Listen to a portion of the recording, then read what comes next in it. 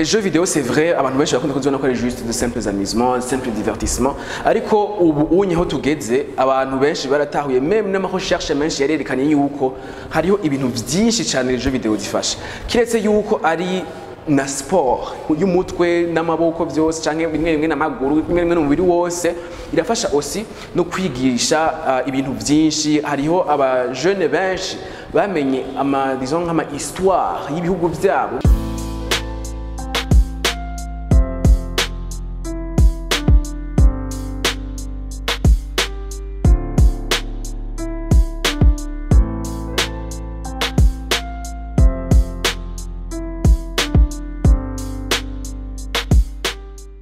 Nitwa Musore Prince Norive, nkaba sanzwe ntwara entreprise yitwa Noyu Agency iri mu bintu vya marketing et communication pour les entreprises ziri muri domaine ya tech.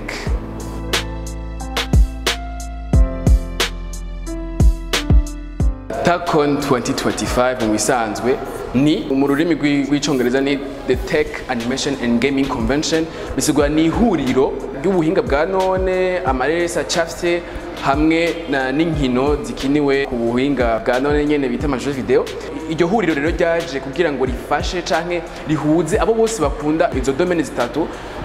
kugira ngo bashobore guhura bavugane intambamye zihari ngaha mu Burundi kandi baveho batoye n'amasolution kuri izo ngorane.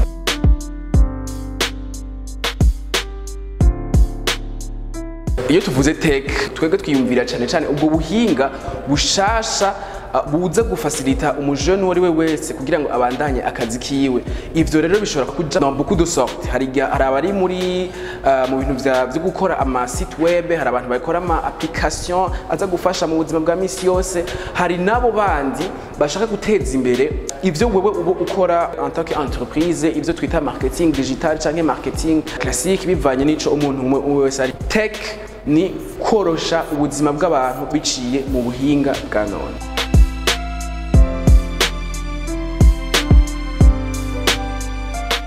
Les jeux vidéo, c'est vrai, abantu benshi bakunda kuzibona ko ari juste de simples amusements, simple divertissement. Ariko ubu unyeho tugeze, abantu benshi baratahuye même n'amarecherche menshi yarerekanye yuko hariho ibintu byinshi cyane les jeux vidéo zifasha. Kiretse yuko ari na sport y'umutwe n'amaboko byose canke bimwe n'amaguru bimwe n'umubiri wose irafasha aussi no kwigisha ibintu byinshi. Hariho aba jeune benshi bamenye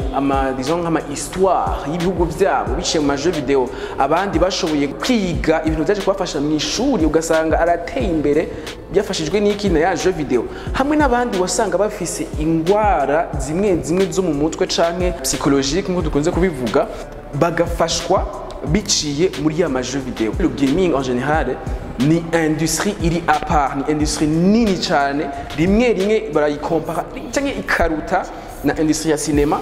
hamwe na musique ubiteranyije byose. Nico rero twashaka natwe gufasha n'abajene bacu b'abarundi bashobore kuja guparticipa mu yandi ma competition ko ngaha mu bihugu turi kumwe iruhande yacu harakunda kuba ama competition abantu bagatsindira ama prix menshi. Rimwe même n'abantu bakora ama jeux video barahabwa amadon avuye mu ma organisation internationale kugira ngo bashobore kugira iki créer ama jeux soit aller centré sur l'éducation, aller centré sur la préservation du patrimoine culturel, ça n'a pas aller juste pour domaine éducatif.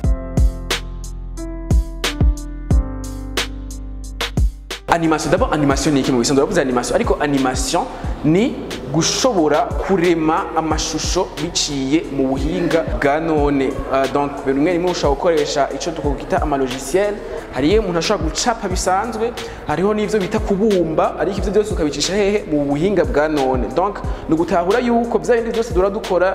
babantu bose bahora babumba canke bajye bose bahora bacapa bijya byose urashobora kubiha navuga gute ama mouvement donc abantu bakavuga ariko ari ibintu biri kuri écran. Iyo tuvuze ama opportunité dans l'animation hari ama opportunité menshi cyane menshi gose. Wanashaka dutangure muri imwe novuga ati bien sûr abantu benshi kunda gusanga bakunda ni domaine économique. Ama entreprise menshi arakunda kurondera abantu banima ibintu byabo ama produits yabo baciye muri ubwo buhinga kugira ngo bashobore kugira iki kufeza véhiculer des messages kugira abantu bashobore kumenya beaucoup plus sur les services. Aho nshatse kuvuga muri domaine yahe, domaine ya marketing, cyane gose animation turakunda kuyikenera na twebwe turi dans le domaine y'ibintu byo kumenyekanisha ama produits y'abantu que ce soit dans la tech turahora dukenera rimwe ama animation yo kwanima ati OK wa muntu arafisa ka application gakora gute bijya bintu muca mubona biza kuri ku ma écran yanyu bijya ni abantu bari muri animation baba babikoze hari n'ibindi rero twita ama animation yandi akoreshwa dans le domaine ya divertissement. Donc rimwe rimwe ashobora kuba justement muco twokwita 2D ni juste aho usanga umuntu aba acafye ariko hariho na 3D aho naho abari nk'umuntu abumvye niko novuga hariho mu madomaine ya education aussi hose barabikoresha kandi vraiment ubu mu Burundi vraiment hariho novuga ati ikena canke bon si abantu benshi babikora ariko la demande irahari vraiment uko kenshi na kenshi n'ama entreprise ari ngaha mu Burundi bahora baja kurondera amatara hanze. Imaginez-vous entreprise nini yo ngaha iri kirarondera umuntu ayanima ariko ntibamuronke bagaca baja kugirana kurondera umuntu muri Côte d'Ivoire, Mali, Kenya hehe ariko twe dufise aba jeune b'abarundi bifuza kuvyiga cyangwa mwe banabizi ariko batashoboye kumenyekana.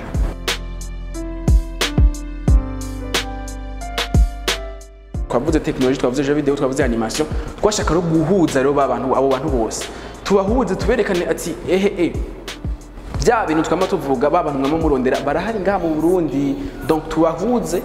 hamwe n'aba investisseurs n'aba passionnés bakunda yama animation urumva n'aba passionnés bama jeux vidéo tubereye yuko bya bintu birahari ngaha mu Burundi yama entreprise nashoboye kugira iki ashoboye kuza kugira gutora muri ya matano dufise ngaha ubwo twarabonye barakoze ama dessin animé y'abarundi barakora ama dessin ari très intéressant amwe twaranakoresheje même muri Tacon uko bari en collaboration avec des artistes burundais. Murumva ko cyari ikintu kinini cyane donc uhuza abo bantu bose ubu rero bagiye banahanye ama contact ubunye vuba cyane muzokama mubona ama collaboration n'ibindi byinshi cyane bateguye mu misitsa. Novuga ko evenement Tacon 2025 yari yugura abantu bose ariko bien sûr bakunda ibyo domaine zitatu zose naho batuba bazikunda ariko peut-être bakaba bafise amahera bakavuga ati iryo secteur ndabona ko ari ikintu ko kirakura ndashaka gushiramo amahera nabo nyine bari batumiwe ariko cyane bari abapassionné bari 3 domaines n'abantu bari ko barakoreramo directement muri izo 3 domaines hamwe n'abandi bashaka kubitangura ariko batari bazo botangurira bo bose bari bahawe ikaze.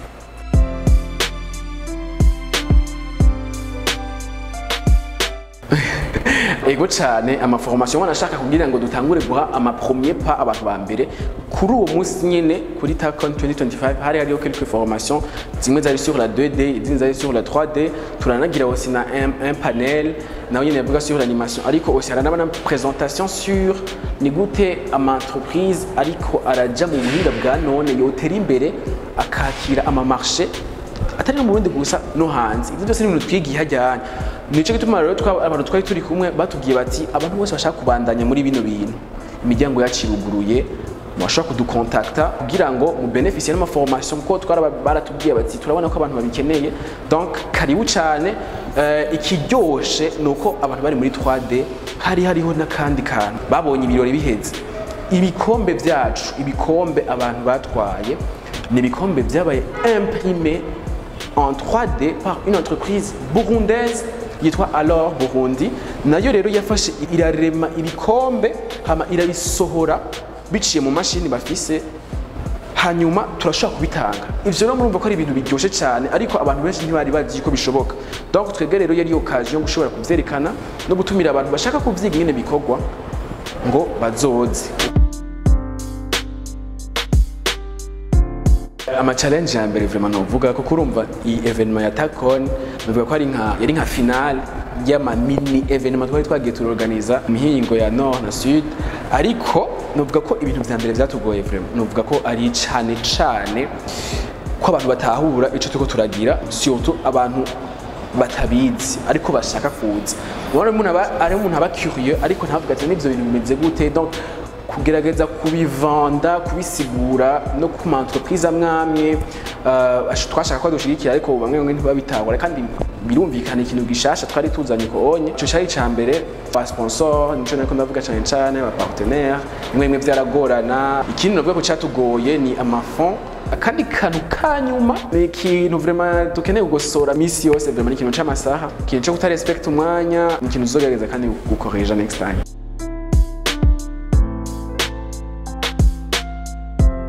Les prochaines éditions, tuzishaka ko ziba encore plus grand, encore plus beau, encore plus intense et encore plus éducatif kuko twarabonye yuko bishoboka. Ibintu tutari twibaza yuko peut-être atabantu peut-être benshi boza, ariko twarabonye ko abantu benshi cyane, abana, abakuze cyane, twarabonye ko ari ibintu bakunda. Donc twavuze tuti reka nimba ari ikintu tubane kwa turabe nimba bikunda, hanyuma dusanze bishoboka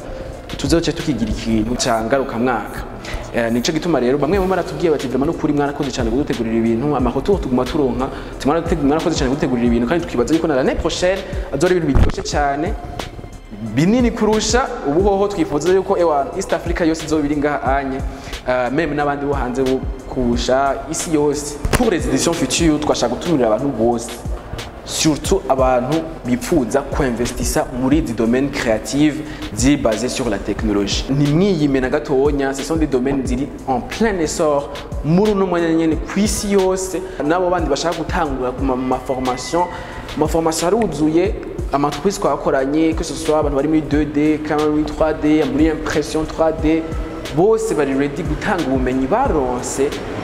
biciye muri ubu buhinga. Karibu cyane muze, peut-être muri tegura même pour l'édition de 2026.